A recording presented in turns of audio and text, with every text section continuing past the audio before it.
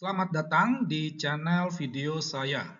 Kalau kita memperhatikan di media sosial, seringkali ajaran kekatolikan itu diserang oleh Islam dan Protestan. Ya, jadi ada beberapa ustadz mu'alaf dan beberapa pendeta dari Protestan itu seringkali kerap menyerang ajaran Katolik. Ya, nah, tetapi uh, kelihatan bahwa uh, para imam Katolik itu jarang tampil, ya. Nah, dari sini akhirnya muncul pertanyaan, kenapa para imam, para romo ini tenang-tenang saja? Apakah benar mereka itu bungkam? Nah, kita akan melihat jawabannya kenapa para romo itu terlihat tenang-tenang saja. Alasan yang pertama, terlihat bahwa apa yang dipersoalkan itu bagi para romo ini itu bukanlah merupakan topik yang baru, ya. Kalau ditelusuri apa yang disampaikan oleh misalnya oleh Dodi Tan, oleh Kayama, ya, atau oleh uh, pendeta Esra Soru dan masih itu merupakan pertanyaan dan pernyataan dari aliran sesat sejak abad kedua, ya. Nah, bahwa aliran sesat itu menyerang gereja Katolik dan gereja Katolik sendiri sudah memberi tanggapan, ya. Jadi lewat bapak-bapak gereja dulu tuh mereka sudah memberi jawaban, ya, sudah memberi penjelasan, ya. Jadi semuanya itu ada dalam buku-buku, ya, itu. Jadi sebenarnya uh, itu bukanlah hal yang baru yang disuarakan oleh para penyerang tersebut, baik itu dari kalangan pendeta maupun dari kalangan ustadz mu'alaf. Ya, nah, jadi karena itulah para romo, para imam Katolik ini tampil tenang-tenang, slow-slow saja. Tetapi muncul pertanyaan, ya, kenapa jarang tampil? Nanti bagaimana dengan nasib umatnya? Itu.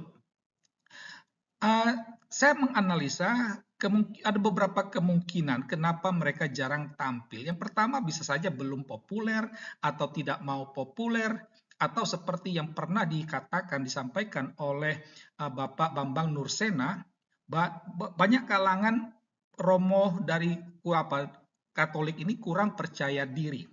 Memang umumnya diakui oleh Bapak Bambang, banyak pastor itu pintar-pintar, tetapi untuk tampil di media itu sepertinya kurang percaya diri. Apakah seperti itu?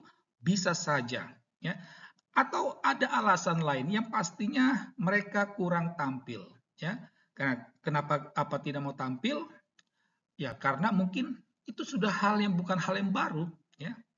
Tetapi bukan berarti sama sekali tidak ada yang tampil. Kita kenal beberapa romo seperti Romo Deso, romo dari SCY, ya, ada juga yang dari MSF juga sering tampil, ya, tetapi tidak segebiar para pendeta, ya, para pendeta ketika mereka melawan serangan-serangan dari para ustadz mu'alaf tersebut, ya.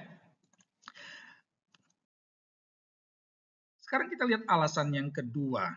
Ya, alasan keduanya itu banyak para romo ini tidak berminat dalam debat dengan orang yang tidak rasional, ya. Seperti seakan-akan membuang energi percuma atau percuma berdebat dengan orang yang irasional yang hanya memaksakan kehendaknya, tidak mau mendengarkan suara kita. Jadi untuk apa berdebat kalau orang-orang pasti tidak akan mendengarkan penjelasan kita, gitu. Artinya sia-sia. Karena itulah, ya, para romo itu lebih memilih untuk diam, ya. Nah, jadi yang dilakukan itu adalah lebih baik penguatan langsung kepada umatnya Entah itu lewat khotbah, ataupun lewat katekese, ataupun lewat sekolah-sekolah kecil di paroki masing-masing. Nah, dari uraian di atas saya mau memberi catatan, ya, catatan kecil bagi umat Katolik, ya. Nah, pertama, setan hanya mengobrak-abrik apa yang baik dan benar. Ini harap diingat.